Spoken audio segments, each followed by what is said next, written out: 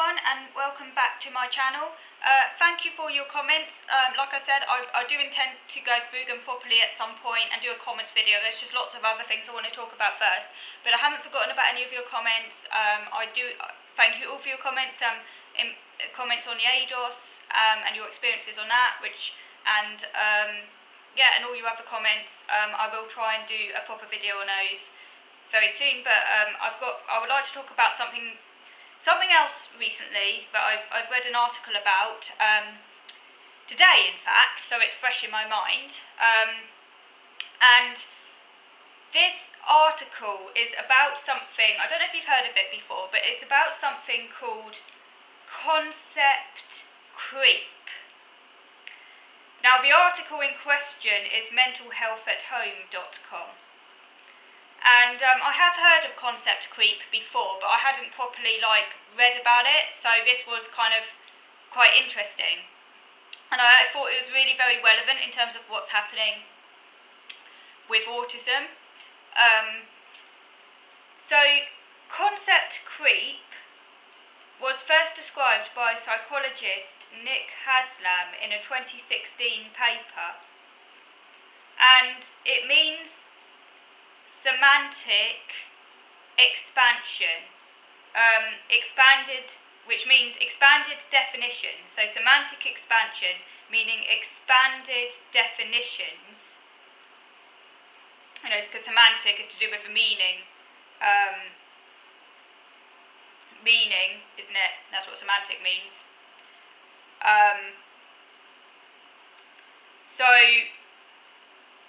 What things mean, what they refer to, what they define. That's semantics.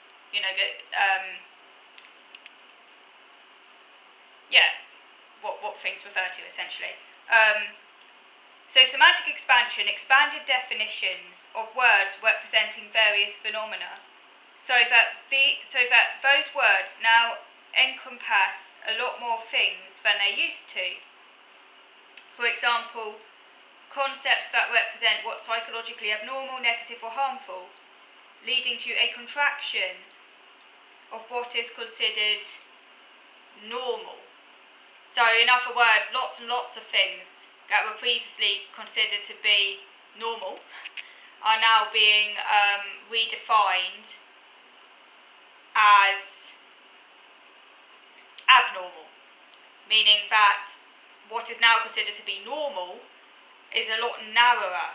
The definition of what's now considered to be normal is a lot narrower than what it used to, covering a smaller and smaller and smaller group of people, until eventually no one's normal. Now, with concept creep, there are two types of concept creep. There's both horizontal concept creep and vertical concept creep. Horizontal concept creep is when the concept expands to include phenomena that were previously considered distinct. So I guess,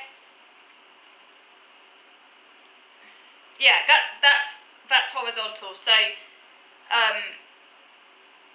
I guess in terms of a psychiatric condition, that would be including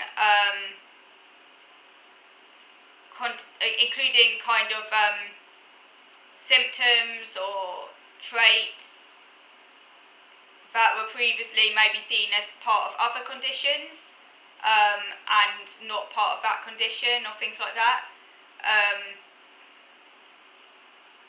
And then there's vertical concept creep, which is where less extreme or severe instances become part of a concept. I think that is mainly happening in autism. I think that both horizontal and vertical creep is happening in autism, but particularly vertical concept creep. So where you have absolutely absurd situations where that multi-billionaire, Elon Musk, who has no impairment at all and is really successful. You have people like him now who are being described as autistic. That's an example of vertical concept creep.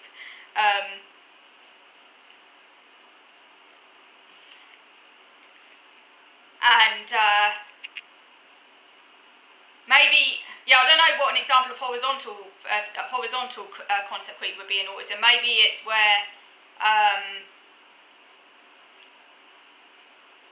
actually, I do know where it would be. It would be basically, you know, like now Asperger's has become collapsed into a wider ASD sort of thing. It's where you have distinct conditions such as Asperger's kind of now being called autism, what used to be considered related to but distinct from autism proper. Whereas autism proper would be like those who are like non-verbal, like with severe intellectual disabilities. So that's an example of horizontal concept creep, actually. Where the concept expands to include phenomena that were previously considered distinct, and Asperger's did used to be considered to be distinct from autism, but now it's all been collapsed into the same concept. That's an example of horizontal concept creep.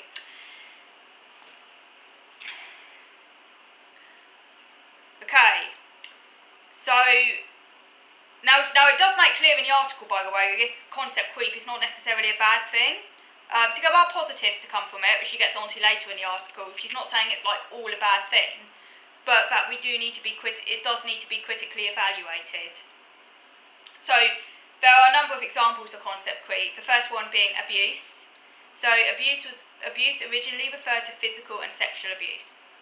It was expanded horizontally to now encompass emotional abuse, because in the past emotional abuse was considered to be a very distinct thing, completely different to physical and sexual abuse, but now horizontally it's become part of the same overall category, and also neglect as well has also become part of that category of abuse. And then there's also been vertical expansion, so things are now being considered neglect that would have been seen as normal in the past. And then we have bullying. So the original concept of bullying involved repeated behaviours, intentionality and a power imbalance. Bullying has been expanded vertically to include single instances of behaviour and inadvertent behaviours, as well as a looser definition of power imbalance. And then we have trauma. It's been expanded horizontally to include psychological trauma, and it's also been vertically expanded as well. And then we have mental illness. So the DSM, the Diagnostic and Statistical Manual, has expanded both horizontally and vertically, including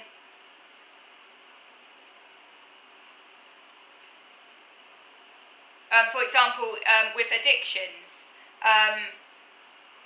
Addictions now encompass behavioural addictions that were previously considered to be distinct. So that's an example of it expanding horizontally.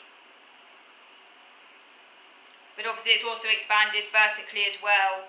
As Haslam says, as a result, the proportion of humanity warranting a diagnosis has risen, and the proportion of human experience that counts as disordered has swelled. And then we have prejudice. Now, phobias have been expanded to include aversion, and the example was given of homophobia. So we talk about people who hate gay people or have an extreme aversion to gay people as homophobic. But obviously that's not the same thing as a fear-based phobia. It's like completely different. So she's saying, you know, it's rather strange really that we call it I actually agree, and I was thinking about this recently actually, because it's not a phobia of gay people, it's a hatred of gay people, it's an aversion of gay people. Yeah, there might be some kind of fear as part of that, but it's not like, say, being scared of a spider or scared of a dog or something, you know, it's a completely different thing. So that's an example of horizontal concept creep, okay?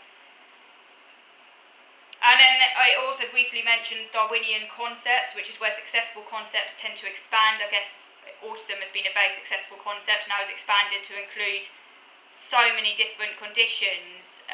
It's almost like, yeah, it's like, you know, it seems that whereas previously maybe these people would have been given different diagnoses, but now so many different things is now being brought under autism. So you could say that's an example of a Darwinian concept. It's been a very, very successful concept that's just kind of grown and grown and grown. So that could be one example behind this concept creep, is Darwinian concepts. Another factor might be societal changes that have introduced phenomena that didn't exist before. For example, cyberbullying, obviously that didn't exist before the internet.